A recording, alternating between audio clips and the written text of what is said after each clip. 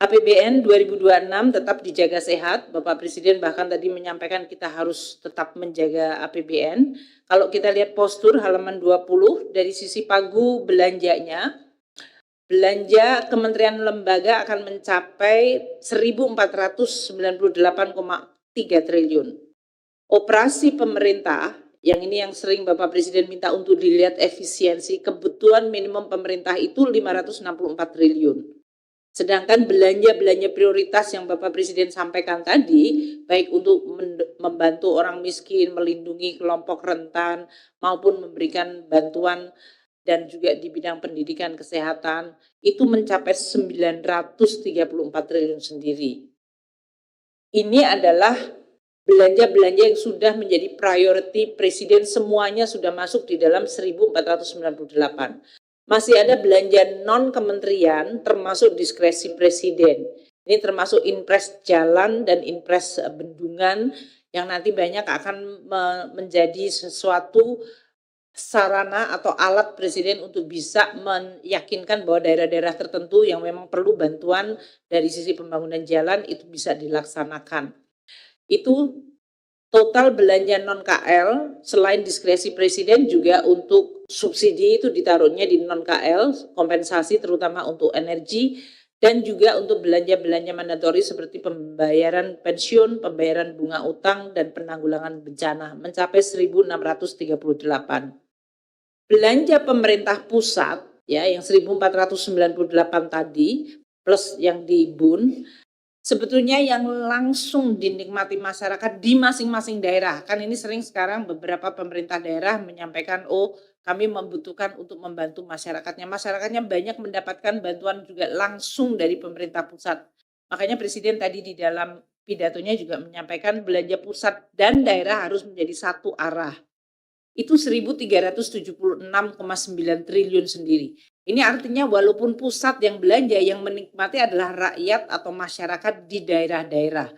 Dari mulai program PKH, PIP, kartu sembako, bantuan iuran jaminan kesehatan, cek kesehatan gratis, renovasi dan revitalisasi sekolah, makan bergizi gratis, sekolah rakyat, preservasi jalan dan jembatan, perumahan, bendungan, koperasi merah putih, subsidi non-energi seperti subsidi pupuk dan KUR, tunjangan profesi guru, tunjangan profesi dosen yang non-PNS, itu yang di luar APBD atau di luar yang biasanya di pegawai negeri, subsidi energi, lumbung pangan, bulog, dan kampung nelayan serta pergaraman.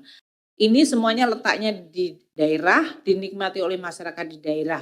Sehingga memang APBN dari sisi belanja pusat cukup besar yang dilakukan oleh pemerintah pusat langsung kepada masyarakat di daerah.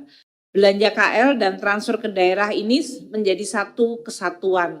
Kami memetakan dalam hal ini program-program prioritas Presiden yang langsung dinikmati oleh masyarakat. Upamanya preservasi jalan 414 km di Maluku, Papua untuk mendukung konektivitas. Cetak sawah itu juga pasti menguntungkan daerah yang terpilih menjadi tempat seperti Maluku, Papua, dan Kalimantan. Jadi kalau kita lihat di peta ini, di Sumatera, dalam hal ini jumlah belanja pusat per kapita, yaitu dibagikan jumlah penduduk di Sumatera, itu rata-rata 5,6 juta per orang belanja yang dari pusat ke daerah tersebut ke Sumatera. Untuk Kalimantan lebih tinggi lagi 8,5 juta per kapita belanja pemerintah pusat di Kalimantan. Sulawesi 7,3 juta per kapita. Kita lihat Maluku Papua lebih tinggi lagi 12,5 juta per kapita. Artinya ini ekualisasi yang tadi disampaikan selalu pemerataan itu dipersepsikan hanya melalui transfer ke daerah. Namun sebetulnya belanja pemerintah pusat kalau dilihat dari sini terlihat bahwa belanja di daerah-daerah yang makin remote seperti Maluku Papua jauh lebih tinggi dibandingkan daerah Jawa yang tadi 5,1 juta. Ini menggambarkan afirmasi dan tujuan untuk ekualisasi. Untuk Nusa Tenggara dan Bali 6,4 juta. Ini untuk menyampaikan bahwa kelihatannya kalau belanjanya pemerintah pusat itu sebetulnya manfaatnya dirasakannya adalah di daerah dan ini kita bisa quantify. Transfer ke daerah yang nanti harus menjadi sinergis dengan pemerintah pusat mencapai 650 triliun. Ini terjadi dari DBH 45 triliun, DAU 373,8 triliun, DAK 155 triliun, dana otsus 13,1 triliun, dana keistimewaan Jogja 500 miliar, dana desa 60,6 triliun, dan insentif fiskal 1,8 triliun. Nah, untuk membiayai seluruh belanja-belanja baik pusat maupun daerah ini, pendapatan negara harus ditargetkan cukup tinggi. Total pendapatan negara seperti disampaikan tadi dalam pidato adalah 3.147,7 triliun. Ini artinya naik 9,8%. Ini suatu target yang cukup besar kalau kita lihat kinerja selama 3 tahun terakhir itu hanya sekitar 5,6 paling tinggi, dan bahkan tahun ini kemungkinan hanya 0,5% pertumbuhan pendapatan negara. Maka reform di bidang pajak, bea cukai, PNBP menjadi penting. Di pajak kami akan meneruskan untuk Cortex dan sinergi pertukaran data dari kementerian lembaga, sistem pemungutan transaksi digital dalam negeri maupun luar negeri. Joint program akan makin diintensifkan dalam analisa data, pengawasan dan pemeriksaan dan kepatuhan perpajakan, dan kita tetap memberikan insentif daya beli.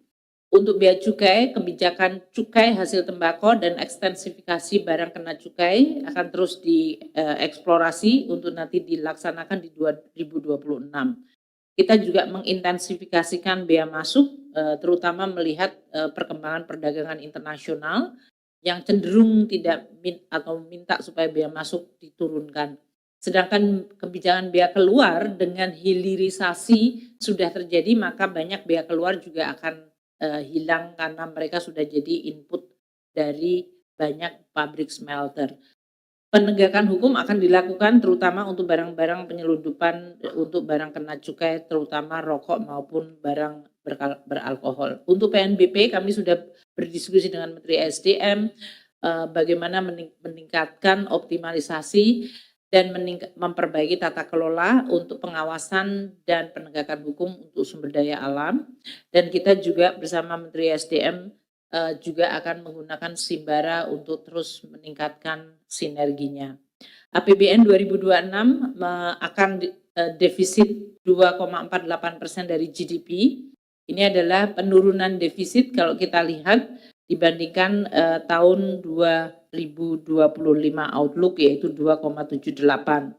Tentu kita akan terus menjaga agar defisit itu dikelola dengan hati-hati. Rasio utang masih di 39,96, tidak ada perubahan dalam 3 tahun terakhir, dan kita akan menggunakan terutama sumber utang dalam negeri untuk menjaga keamanannya.